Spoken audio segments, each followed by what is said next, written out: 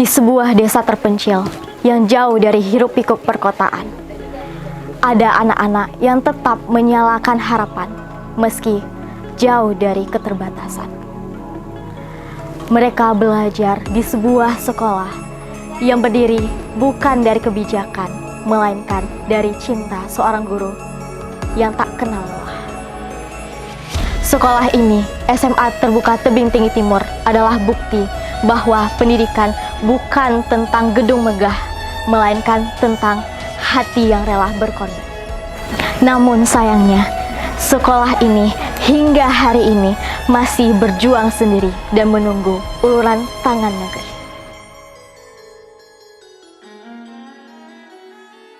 Dialah Bapak Romatin, bukan putra asli desa ini, tapi hatinya tertambat di sini. Sejak 2005, ia menjadi tenaga pengajar, hingga akhirnya tahun 2018 ia tergerak melihat kenyataan pahit. Anak-anak terpaksa berhenti sekolah dan sebagian terjerat pernikahan dini. Berawal dari diskusi dengan pemuka desa, muncullah seorang donatur. Tanah seluas 3 hektar ia hibahkan.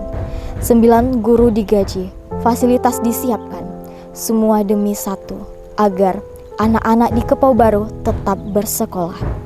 Namun, setelah 3 tahun berjalan, sang donatur tak lagi sanggup. Guru-guru satu persatu pergi, tersisa 5 yang bertahan. Kini, gaji mereka hanya berasal dari SPP Rp100.000 per anak, ditambah bantuan desa 1,5 juta per bulan.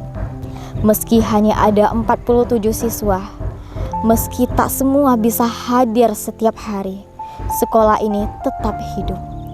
Karena ada satu guru yang yakin bahwa pendidikan adalah jalan keluar dari gelapnya masa depan. Awal saya datang ke sini yaitu mengajar di sebuah sekolah, yaitu di SD yang berada di Desa Kepau Baru. Setelah itu saya mengajar di SMP. Waktu itu SMP masih kelas jauh, dari SMP Negeri 3 Tebing Tinggi Timur. Nah, jadi setelah melihat banyaknya anak sekolah yang sulit melanjutkan SMA, ini menjadi motivasi saya untuk mendirikan sekolah ini. Apa sih yang Bapak lihat dari kondisi anak pada saat itu yang sampai akhirnya Bapak tergerak hati untuk mendirikan sekolah SMA terbuka ini? Yang saya lihat dari anak-anak di sini pada waktu itu masih SMP dan beberapa kali menamatkan SMP, anak-anak itu kebingungan mencari tempat untuk melanjutkan di sekolah menengah atas. Nah, jadi dengan keterbukaan hati melalui saya dan teman-teman, kemudian juga guru-guru di SMP, yaitu mencari solusi untuk membuka sekolah dengan cara yaitu kelas jauh dari sekolah SMA terdekat. Nah, sehingga terjadi musyawarah antara pihak kami dan wali murid dari SMP, kemudian dengan kepala desa, dengan para tokoh pemikir pendidikan, sehingga menghasilkan berdirinya sekolah ini. Kalau boleh tahu Bapak, setelah Bapak ceritakan tadi, tahun berapa itu Pak awal berdirinya sekolah ini? Dan apakah dengan musyawarah tadi ada hal yang dilakukan terlebih dahulu, akhirnya musyawarah dulu, atau seperti apa? Awal berdirinya sekolah ini yaitu pada tahun 2018, sekitar bulan Juli, bulan 7, yang mana sekolah ini berdiri, sebelum berdiri sebetulnya tantangan tidak begitu banyak. Tantangan kami mengenai transportasi mencari sekolah induk ke SMA Negeri 1 Tebing Tinggi Timur. Nah, tetapi tidak semudah yang kita harapkan. Harus ada izin operasional dari Dinas Pendidikan Provinsi Riau. Seperti itu. 2018 itu terbangun, bagaimana sih Pak perasaan Bapak saat pertama kali sekolah ini resmi berdiri dan anak-anak mulai belajar di sini? Nah, untuk perasaan senang sekali melihat anak-anak di sini yang pertama ya mengenakan seragam putih abu-abu yang sebelumnya sulit terlihat di desa ini, dan bisa mencicipi rasanya pendidikan di tingkat sekolah menengah atas seperti di sekolah-sekolah lainnya. Seperti itu, bahagia sekali. Bahagia sekali. Ya, bahagia sekali. Oke, tantangan yang rasanya itu memang sulit sekali. Selain untuk harus ke provinsi, berarti harus ke Pekanbaru itu ya Pak? Iya. Harus ke Pekanbaru dan udah di ACC ke sini. Apakah ada tantangan lainnya kayak seperti namanya sekolah baru ya Pak? Iya. Mungkin ada sendiri keuangan donatur, itu bagaimana itu Bapak? Untuk menjalankan sekolah yang sudah berdiri, pastinya tentu banyak tantangan, yang terutama tantangan tenaga kependidikan, karena sekolah ini sifatnya terbuka. Nah, dari segi biaya yaitu dari donatur, dari yang punya usaha walet juga, kemudian ada dari desa juga. Nah, tetapi biaya itu tidak begitu besar, sehingga menimbulkan rasa kekurangan ekonomi pada guru-guru yang mengajar di SMA terbuka ini. Seperti itu. Untuk masalah pendanaan seperti itu. Guru, kalau boleh tahu kita guru di sini berapa ya Bapak? Kalau untuk awal mulanya guru di sini itu berjumlah 9 guru, terus dibantu dengan guru induk atau guru bina ya, guru bina, yaitu sekitar 3 atau 4 orang seperti itu. Nah, jadi setelah mulai donatur mulai mengalami penurunan, kami membuat inisiatif untuk kembali mengumpulkan wali siswa atau wali murid di sini dan kepala desa juga, bagaimana mencari solusi untuk pembiayaan di sekolah yang sedang berjalan ini. Nah, dari situ kami mendapatkan hasil kesepakatan, yaitu siswa dikenakan biaya SPP dengan awalnya per bulan yaitu Rp50.000. Nah, ternyata tidak mencukupi, jadi sehingga rapat kembali menjadi Rp100.000.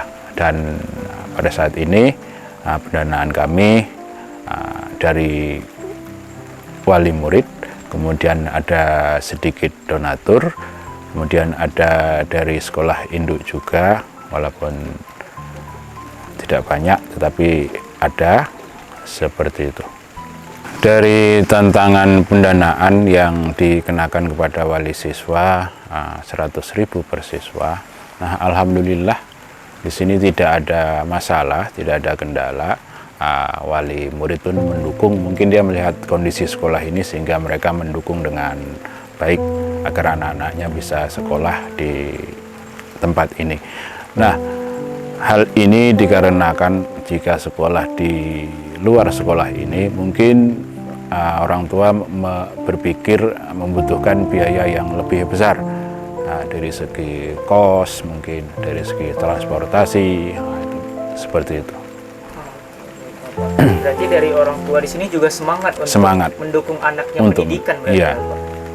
Dari total keseluruhan kita ada berapa kelas sih Pak, dan kira-kira berapa total keseluruhan anak-anaknya juga? Untuk kelas itu ada 3 kelas, kelas 10, 11, dan 12. Kemudian jumlah siswa itu sekitar 47 siswa. Berarti ada 47 siswa ya Pak? Iya, sekitaran itu. Sekitar 47 siswa, jumlahnya 3 kelas. 3 kelas. Berarti itu akumulasi total semua ya Pak? Iya. 47 kelas. Bagaimana sih Pak Bapak melihat sehari-hari semangat adik-adik dalam berjuang untuk sekolahnya, bahkan di serba yang keterbatasan ini Pak? Nah, dilihat dari semangat anak-anak, walaupun sekolah ini mempunyai keterbatasan yang sangat tinggi. Dari gedungnya terbuat dari kayu, papan, atap berdaun rumbia yang kadang bocor.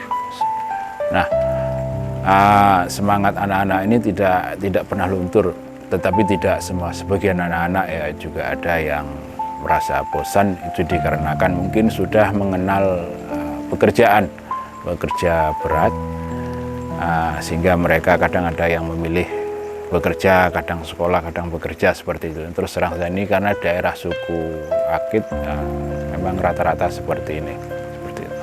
Berarti walaupun mereka minat sekolahnya tinggi, ada juga yang lebih memilih untuk bekerja tadi. Bekerja, seperti itu. Tapi mereka tetap sekolah. Mereka tetap sekolah. Nah, tidak sepenuhnya sehari-harinya itu bekerja. Nah, seperti itu. Kadang mungkin membantu orang tuanya, seperti itu. Menurut Bapak pribadi, apa sih Pak arti sekolah ini bagi Bapak? Menurut saya pribadi tentang arti sekolah ini, yang pertama, sekolah ini ibaratkan sebuah keluarga, sebuah membangun keluarga. Nah, jadi harapan yaitu keluarga ini bisa berjalan harmonis, tetapi juga masih banyak tantangan seperti itu. Dan yang membuat saya semangat di sini yaitu tidak pernah adanya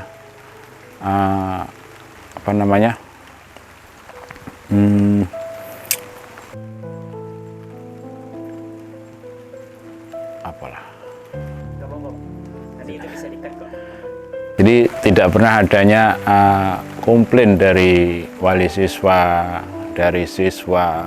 Mereka malah sering memberi dukungan kapan sekolah ini bisa berdiri sendiri, seperti itu. Seperti itu. Bisa berdiri sendiri berarti ya Bapak? Iya. Mungkin seperti harapan Bapak harapan. tadi, harapan Bapak bisa berdiri sendiri, itu ranahnya kemana Bapak?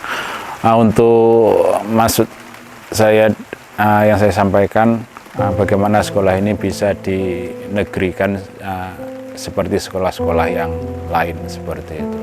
Jika pemerintah atau stakeholder mendengar suara dari Kepau Baru, apa yang ingin Bapak sampaikan langsung kepada mereka? Dari harapan kami, dari pemerintah yang berwenang, yaitu Dinas Pendidikan Provinsi Riau atau Pak Gubernur Provinsi Riau, bisa langsung melihat sekolah kami di sini, agar Pak Gubernur bisa memberi dukungan penuh atau motivasi kepada kami yang serba kekurangan ini. Dan harapan kami sekolah ini bisa dinegrikan oleh pihak yang berwenang. Ini kisah bukan sekedar tentang seorang guru. Ini tentang sebuah generasi yang masih berjuang menembus keterbatasan. Tentang anak-anak yang masih percaya bahwa mereka berhak untuk bermimpi. SMA Terbuka Tebing Tinggi Timur adalah cermin dari wajah pendidikan di pelosok negeri. Masih ada sekolah yang berdiri di atas tanah harapan, tetapi belum ada yang berdiri di atas perhatian negara. Kepada pemerintah, kepada para pemangku kebijakan, lihatlah sekolah ini, dengarkanlah suara anak-anak ini. Jangan biarkan mereka berjuang sendiri, karena di sini, di ujung Riau, ada generasi bangsa yang menunggu sentuhan tangan negeri.